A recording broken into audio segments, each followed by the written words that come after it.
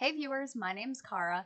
I started recording videos about the Reaper's Rewards event, but I also just got the Life and Death expansion pack. So some of what I recorded during the 3 hours that I was just recording is actually specifically about the new tarot-based gameplay and the tarot card artwork in the wall art print item that came with the Life and Death expansion pack. Since I started recording Reaper's Rewards event gameplay and I built an entire house which I need to edit down into a speed build, I thought that talking about the tarot gameplay and artwork would probably be the quickest thing for me to edit and upload. Not tonight. I'm so tired. It's 4 in the morning. I'm going to bed. Anyway, I thought this would be the quickest, and I'm really excited about it. So I'm going to cut to the footage that I've already recorded, talking about the tarot gameplay and looking at the tarot art. Let's look at this collect tarot cards thing. So we've got collect tarot cards, find a tarot tome shrine to get started and learn about the Order of Lenore. It's interesting that the name is Lenore. I wonder if that has anything to do with the Lenormand, which is a different system than tarot, but it's named after the person who, did it. Hello from editing. It's been a couple of days now, and that was the middle of the night when I was recording, so I've had some more thoughts since then. I'll interject a few times throughout this. So first of all, it occurred to me while I was editing that Lenore probably refers to The Raven by Edgar Allan Poe, the Lost Lenore. Given that there are crows in the Life and Death pack, that sort of makes sense as a vibe? I don't know. Okay, so here's our lessons about Life and Death. Learn about tarot collecting, and the Order of Lenore by locating the tarot tome shrine that can be found in each neighborhood of Ravenwood. Okay, so there's one in every neighborhood. Once a sim has interacted with the object, they are now able to find and collect tarot cards hidden throughout the world. So not every sim will just be able to collect tarot cards, autonomously. I think I like that. It means that you get to decide who are the readers in your game, and it's not just something that everybody will just suddenly be doing. The shrine will reveal sims who are happy to reward tarot cards to your sim in exchange for completing favors. Okay, I was really interested about how this collecting thing was going to work because I did not expect it to be a collection. Cards are also hidden all over Ravenwood and can be found by exploring the crypt, digging in specific areas, and using a little intuition. What? Once all 26 are collected, the deck can be created by selecting the card stack and choosing Create Deck. Okay, this is what I thought. A couple of my friends and I actually were trying to guess how this would look, and I was wondering if it was going to be like you have to find the cards before you can use them as a deck to do tarot readings, and it sounds like that's true. Lady Ravendancer Goth's tarot deck will now be complete and can be used while in the Sims inventory. So I wonder if that also means it's an item that you could just have around. Okay, so it's going to show up in the collections panel, yeah. Hovering over an empty card slot will reveal a cryptic hint as to where that specific card can be gained. So there are certain places for certain cards as well. Or you can jump right into tarot without finding the cards using the Bibbidi Basics tarot deck. Is that a reference to Biddy Tarot? Bibbidi Basics? Biddy? So you can purchase a basic deck. Okay, that's awesome. I love that. Yes, okay. I was really looking forward to this too. I hoped this would be a thing. With the Bibbidi Basics tarot deck, a sim can draw a daily or nightly reading and offer tarot readings to others. Lady Ravendancer Goth's tarot deck, which is gained through collecting cards, also available in the reward store, okay, allows for a few extra special interactions. With this deck in a sim's inventory, they can also perform meditative divination, which allows them to summon Lady Ravendancer, perform affirmation healing, okay, and perform divine slumber interactions. Divine slumber? What is... okay, I don't know, but I'm excited. I don't usually go through the lessons, but in this case I am really glad to know a lot of that stuff without just having to poke around and find it. Okay, we're bringing the face cam back real quick. I'm in the middle of building a house for my Sims, and I want to take some time to just look through the tarot art that came with the Life and Death pack. This is the Fool. We have already used this elsewhere in the house. I'm thinking of using a different one up here.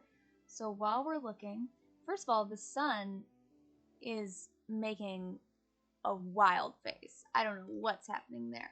There's a bunch of different ones here, though. This one obviously is inspired by the Magician. They've got a cow plant on the table, which is pretty cool.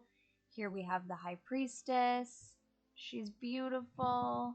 The Empress, okay, and we have bunnies. This would then be the Emperor.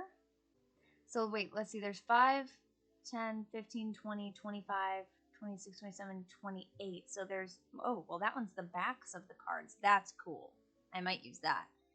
Because I was going to say, it looks like they probably did the entire major arcana and then there's a couple extras. So for anybody watching this who is not familiar with tarot, the reason that I am saying the names of the cards is because it's very clearly based on the actual tarot major arcana, not because there's any names given on this item. The description on the item says, Ravenwood's Pride Tarot Prints. A collection of stunning prints featured on the tarot cards of Ravenwood, both invented and popularized by the local visionary herself, Lady Ravendancer Goth. Depicting scenes that are evocative of the many twists and turns of a Sim's life, these prints make great statement pieces. What type of statement they make, however, is entirely dependent on the card you select. They give your environment a +1, and they're eligible to be given as an heirloom. So, continuing from there, we have what would be the Emperor, but I could also see this as one of the King cards. We've got a crab, he's a pirate. Hello again from editing.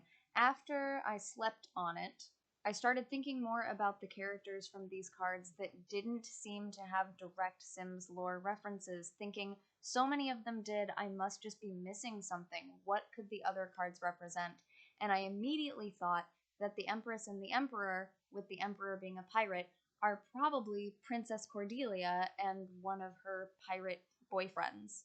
That is part of the lore, that she liked to hang out with pirates, and she was kind of a fancy lady. I could see the hairdo with the Empress card being reminiscent of the bust of Princess Cordelia item.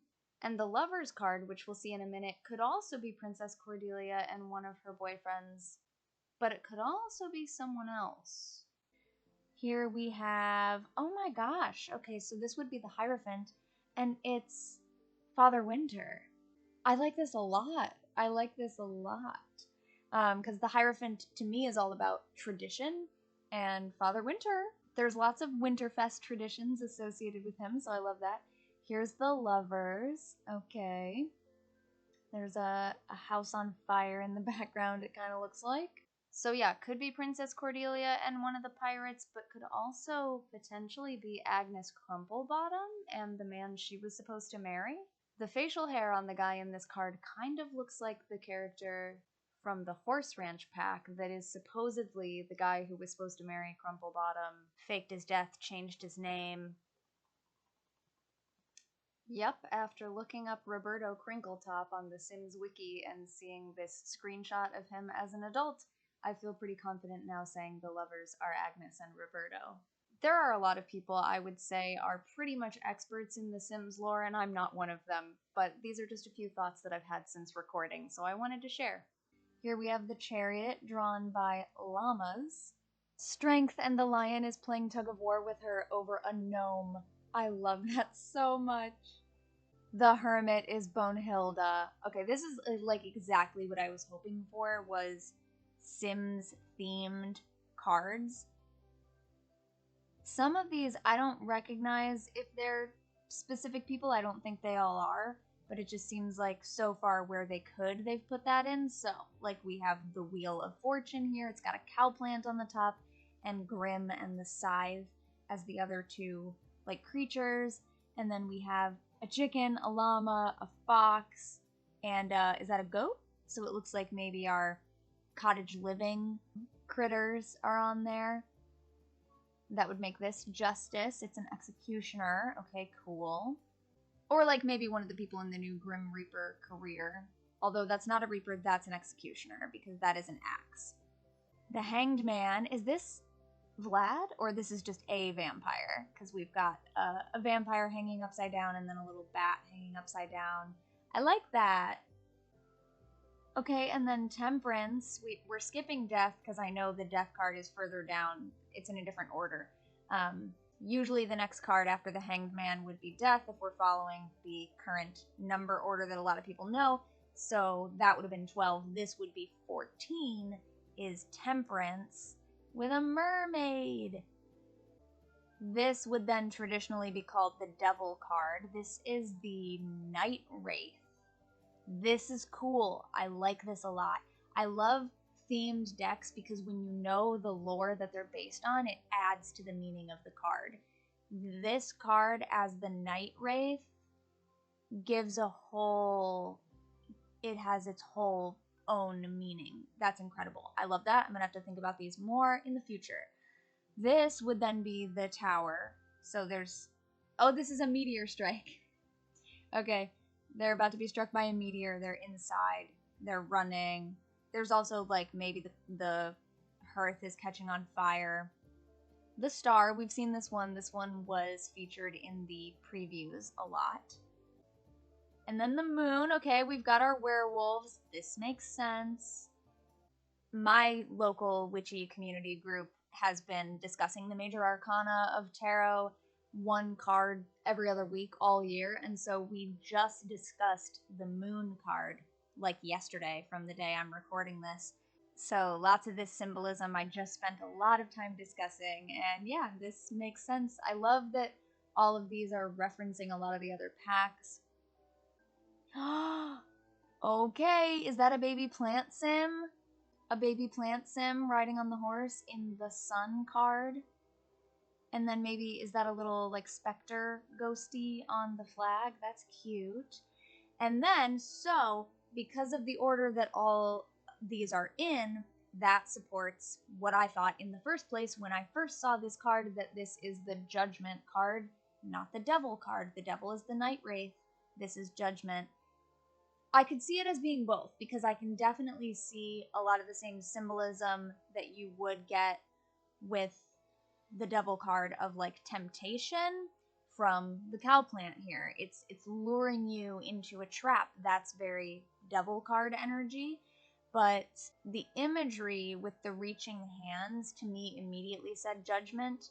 And so yeah, I could see arguments for both. If we were actually using this deck to read with, you could choose the way that you're going to read it. I think I probably would read things like being lured into a trap from this card, even though maybe that's not what I normally think of for Judgment, but that's clearly what they've put here.